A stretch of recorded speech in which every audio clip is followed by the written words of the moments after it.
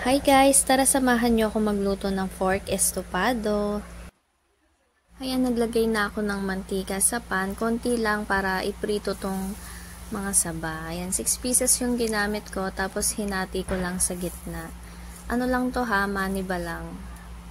Tapos nung mag-brown na siya, inalis ko na muna sa kawali. Ayan, set aside muna natin, tapos maggigisa na ako ng bawang. Yung ginamit ko dito ay isang ulo ng bawang. Ayan, gisa-gisa lang hanggang mag-brown. Tapos nilagyan ko nga pala to ng konting mantika kasi medyo dry yung paggigisa ko. Kapag medyo brown na yung bawang, ilagay na natin yung sibuyas. 2 piraso ng sibuyas naman yung ginamit ko dito. Hindi ako nagtitipid sa mga aromatics kapag medyo mura. Pero pagka mahal, ayan, dyan ako magtitipid.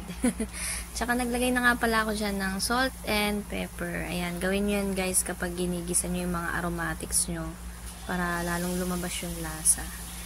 At nilagay ko na yung baboy. Puro laman to eh. Mas maganda siguro yung gamitin nyo kung kasim or liempo. Ayan. Tapos ginisa ko lang yung baboy hanggang mag-brown. Tapos naglagay na ako dito ng toyo at ng suka. Yung suka pagkalagay ko nyan, sinimmer ko muna ng mga ilang minuto. Ayan, bago ko lagyan ng pineapple juice. Ayan mga mare, tansyahan lang tayo sa mga ating ilalagay. Ayan, tsaka tubig para sa pagpapalambot natin. At naglagay na rin ako ng pepper. Ayan, tapos tatakpan ko lang yan. Sisimmer ko lang siya hanggang lumambot. Pero syempre, titikman tuloy. Hindi pang haluto. Titignan natin. Ayan, titignan natin from time to time kung okay na ba siya or natuyuan siya ng sabaw. Yan. Huwag natin iiwanan yan. Ayan, tapos sa part na to, tinikman ko na siya, no? Kaya naglagay ako ng asukal. Tapos nilagay ko na rin yung pritong saba. Ayan. Ang estofado ay medyo manamis-namis siya, kaya lagay lang tayo ng asukal. Depende yan sa preference nyo, ha?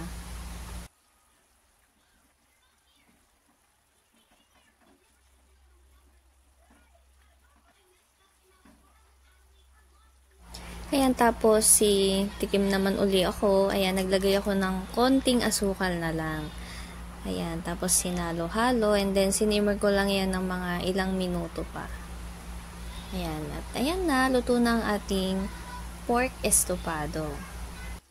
Naku, ayan, masarap yan sa bagong saing na kanin, tapos yung may tutong. Ayan, sarap niyan, ako.